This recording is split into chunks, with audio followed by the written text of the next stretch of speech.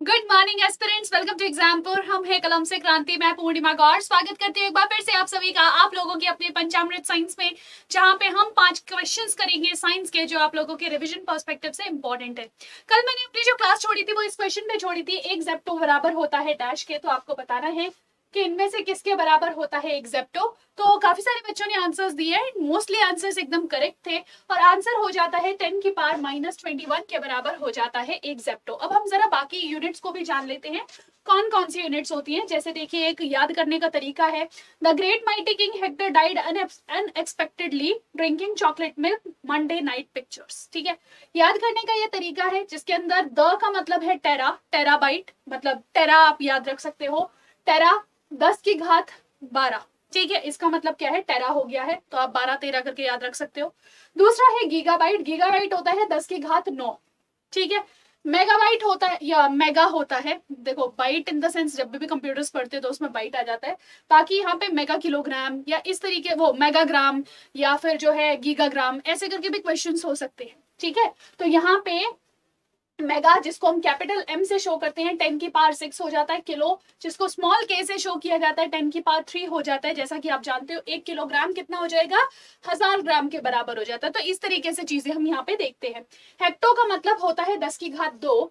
डेका का मतलब होता है जिसको डी ए से शो किया जाता है वो होता है खाली 10। डेका का मतलब भी होता है 10 टाइम्स। ठीक है, यहाँ पे यूनिट अनएक्सपेक्टेडली, यूनिट का मतलब है कि यहाँ पे लीटर, मीटर, ग्राम कुछ भी हो सकता है, यानी कि जिस भी बेस यूनिट की आप बात कर रहे हैं।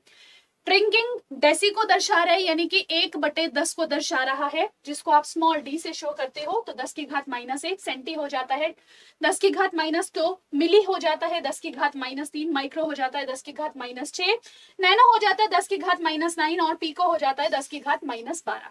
इसके अलावा और कौन कौन सी यूनिट्स है जो याद रखनी है, तो आप पीजी करके याद रख सकते हो। तो पीजी क्या है, पी मतलब पेटा। ठीक है, तो पेटा क्या हो जाएगा, 10 की घात 15। ठीक है, एक्सा हो जाता है 10 की घात 18 और जेटा हो जाता है 10 की घात 21 और योटा हो जाता है 10 की घात 24। ठीक है, लेकिन अगर मैम माइनस में चले तो हमने 10 की घात -12 तो देख लिया था, पीको हो गया था। फिर उसके बाद फेम्टो या फर्मी हो जाता है 10 की घात -15, ऑटो हो जाता है 10 की घात -18 और आज जो आपको क्वेश्चन दिया था वो आपका जेप्टो था 10 की पावर -21 और योटो हो जाता है 10 की पावर -24। तो आई जस्ट होप सो आपको ये सब नंबर्स याद रहेंगे और आपको ये ध्यान रखने भी पड़ेंगे क्योंकि आपके पेपर के लिए काफी ज्यादा इंपॉर्टेंट है। नेक्स्ट आ जाता है, एक बैरोमीटर की ऊंचाई में अचानक वृद्धि इंगित करती है डैश को। Sudden rise in barometric height indicates, अचानक से जो भी बैरोमीटर है उसमें अचानक से राइज होने लगे, इसका मतलब क्या है, तूफान या चक्रवात का आना। दूसरा है बारिश की संभावना, तीसरा है शुष्क मौसम, चौथा है अत्यंत शुष्क मौसम। उपरोक्त में से कोई नहीं, चौथा ऑप्शन है। देखिए बैरोमीटर जो होता है बच्चा, वह क्या करता है, वह सिंपल सी चीज है कि आसपास के प्रेशर को मेजर करने का काम करता है। तो अगर जो है आसपास डेंसिटी बढ़ेगी तो अचानक से क्या होगा, वहां पे प्रेशर इंक्रीज होगा। अगर प्रेशर इंक्रीज होगा तो आपको बैरोमीटर के अंदर सडन राइज देखने को मिलेगा। तो देखिए, अगर अचानक से गिर जाए बैरोमीटर के अंदर जो भी वो है मरकरी है, अगर वो अचानक से गिर जाए तो इसका मतलब क्या है, आगे साइक्लोन आ सकता है, तूफान आ सकता है, चक्रवाती तूफान।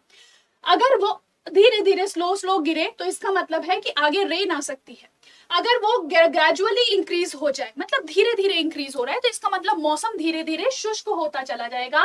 और सडन राइज का मतलब होता है एक्सट्रीमली ड्राई, अचानक से बहुत सूखा हो जाएगा। ठीक है, अचानक से बहुत शुष्क मौसम हो जाएगा।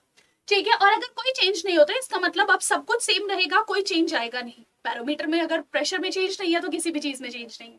तो अचानक से अगर बहुत ज्यादा जो है आपका राइस आ जाता है तो इसका मतलब होता है एक्सट्रीमली हाई हो जाना। ठीक है, और इसके अलावा बैरोमीटर से अगर हम बात करें तो ρGH के माध्यम से हम पूरी वैल्यू निकालते हैं। तो अगर अचानक से बैरोमीटर की ऊंचाई में वृद्धि हो जाती है तो इसका मतलब बहुत ज्यादा शुष्क मौसम होने वाला है। ठीक है, ये सारी ही कंडीशंस आपके लिए बहुत ज्यादा इंपॉर्टेंट होती है, आपको ध्यान रखना है कि अचानक से गिरे, धीरे धीरे गिरे, धीरे धीरे बढ़े या फिर धीरे एकदम बढ़े, चारों का क्या रोल होता है। नेक्स्ट क्वेश्चन आपसे कहता है, निम्नलिखित में से डैश आम के पौधे और बंदर दोनों की कोशिकाओं में पाया जाता है। अगेन यहाँ पे अगर मैं देखूं बीपीएससी का आपका एक क्वेश्चन था, तो देखिए क्लोरोप्लास्ट, क्लोरोप्लास्ट जो होता है यह क्या है, हरित लवक होते हैं जो फोटोसिंथेसिस में सहायता करते हैं। तो क्या ये बंदर में मिलेगा? नहीं मैम, तो ये दोनों के अंदर नहीं मिल सकता, लेकिन प्लांट्स में जरूर होगा। सेंट्रियोल, सेंट्रियोल क्या होते हैं, कोशिका विभाजन में मदद करते हैं। तो अगर मैं बात करूं ये जो कोशिका विभाजन में मिलने वाले सेंट्रियोल्स हैं, ये मानवों में या बंदरों में यानी कि स्तनधारियों में तो मिल जाएंगे, एनिमल्स में तो मिल जाएंगे, लेकिन ये प्लांट्स में नहीं मिलेगा, तो इस वजह से ये भी आंसर नहीं है। कोशिका भित्ति, ये आपको प्लांट्स के अंदर मिल जाती है लेकिन एनिमल्स में नहीं मिलती, तो दोनों के अंदर तो ये भी नहीं आ रहा। लास्ट आ जाता है आपका कोशिका झिल्ली, जिसको हम सेल मेम्ब्रेन कहते हैं। तो बच्चे ध्यान रखिएगा, सेल मेम्ब्रेन जो होती है, जो कि आपकी एक सेमी परमिएबल होती है, अर्ध पारगम्य होती है, यह है आपकी प्लांट और एनिमल यानी कि हर प्रकार की कोशिका में मिलेगी। आप फंगी की बात कर लीजिए, आप बैक्टीरिया की बात कर लीजिए, आप प्रोटिस्टा की बात कर लीजिए, सबके पास ये सेल मेम्ब्रेन मिलेगा। तो आंसर हो जाता है इसका डी, सेल मेम्ब्रेन दोनों जीवों के अंदर मिलेगा। नेक्स्ट क्वेश्चन आप लोगों से कहता है इनमें से कौन सा स्टेटमेंट करेक्ट है। Pavo cristatus is the national bird of India, यानी कि पैवोक्रिस्टेटस भारत का राष्ट्रीय पक्षी है। निलंबो न्यूसीफेरा जो है वह ओके यह भारत का राष्ट्रीय फूल है। तीसरा आ जाता है faeces benghalensis is the national tree of India, यानी कि फीकस बेंगलेंसिस भारत का राष्ट्रीय वृक्ष है। और लास्ट आ जाता है mangifera indica is the national animal of India. तो देखिए पैवोक्रिस्टेटस किसको कहा जाता है भैया, जिसका स्टेटस बहुत बढ़िया है। ऐसा कौन सा पक्षी है? तो कहोगे मैम जिसके सिर पे कलंगी है, जिसके सिर पे ताज है, वही तो राजा हुआ ना। तो पिकॉक का यानी कि जो पक्ष, वो जो मोर होता है, मोर का साइंटिफिक नेम है पैवोक्रिस्टेटस। दूसरी तरफ निलंबो न्यूसीफेरा जो होता है बच्चे, यह लोटस को कहा जाता है, कमल के फूल को कहा जाता है निलंबो न्यूसीफेरा। नेक्स्ट आ जाता है फिकस बेंगलेंसिस जो है, इसको बरगद को कहा जाता है, फिकस बेंगलेंसिस। और यही क्या है, भारत का राष्ट्रीय ट्री भी है, बिल्कुल सही है। लेकिन अगर मैं बात करूं मेंजीफेरा इंडिका की, तो ये जो मेंजीफेरा इंडिका ये तो आम होता है, मैंगो है।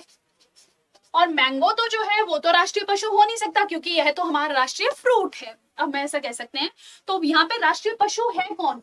क्या आंसर कर दोगे? नीचे कमेंट सेक्शन में आप बताओगे मुझे कौन है हमारा राष्ट्रीय पशु। ना सिर्फ नाम ऐसे नहीं लेना कि मैम ये तो वो है ना, इसका साइंटिफिक नेम आप नीचे कमेंट सेक्शन में आंसर करेंगे, ठीक है। तो आज का होमवर्क क्वेश्चन क्या है आप लोगों के लिए, आप लोगों को राष्ट्रीय पशु का नाम बताना, और मैं आपको कल के लेक्चर में इसका आंसर दूंगी, ठीक है।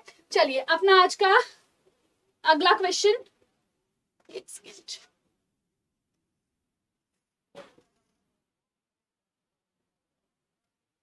ये रहा अपना अगला question. Which of the following is the main constituent of pearl, यानी कि जो मोती है उसका मुख्य घटक कौन सा है? Magnesium peroxide, calcium carbonate, sodium bicarbonate या फिर कैल्शियम सल्फेट। क्या आंसर कर दोगे भाई? देखिए मोती की अगर मैं बात करूं, ये आपको एक मोलस्क फैमिली के मेंबर पर्ल ऑयस्टर से मिलता है, पर्ल ऑयस्टर से मिलता है। तो आप में से जितने भी प्यारे छात्र हैं वह ध्यान रखेंगे कि जो पर्ल ऑयस्टर होता है ये अपने बाहर एक कैल्शियम कार्बोनेट की लेयर से बनाता है और वो ही सीप बन जाता है, ठीक है। और इसी सीप के अंदर क्या होगा, ये जो कैल्शियम कार्बोनेट है धीरे धीरे डेवलप होगा और अल्टीमेटली क्या बनेगा, वहां पे कैल्शियम कार्बोनेट से ही आपके लिए मोती डेवलप हो जाता है, ठीक है। क्या डेवलप हो जाता है? मोती। अब कल का जो अपना पंचामृत हम लोग स्टार्ट करेंगे वो एक और अन्य क्वेश्चन से करेंगे। वो क्वेश्चन मैं आपको दिखा देती हूँ, आप चाहे तो नीचे कमेंट सेक्शन में इसका आंसर कर सकते हैं कि स्पंजी हड्डियों को क्या कहा जाता है। हड्डियां जो होती है ना, उसका स्पंजी पार्ट जो होता है जिसमें बहुत ज्यादा छिद्र मिलते हैं, उसको क्या कहा जाता है? अस्थिकला, सुशिर, कैंसलस या फिर जो है ऑस्टिन्स। ये आपका आज का होमवर्क क्वेश्चन है। और दूसरी चीज, हमारा राष्ट्रीय पशु कौन सा है? क्लास अच्छी लगी हो तो लाइक कीजिएगा, शेयर कीजिएगा और चैनल को सब्सक्राइब जरूर कर लीजिएगा। मिलेंगे आप लोगों से नेक्स्ट क्लास में अपनी पंचामृत में। आप लोगों के कमेंट्स बहुत मायने रखते हैं। तो चलिए फिर आज के सेशन को यहीं विराम देंगे। This is Purnima Gaur signing off. Take care, bye bye.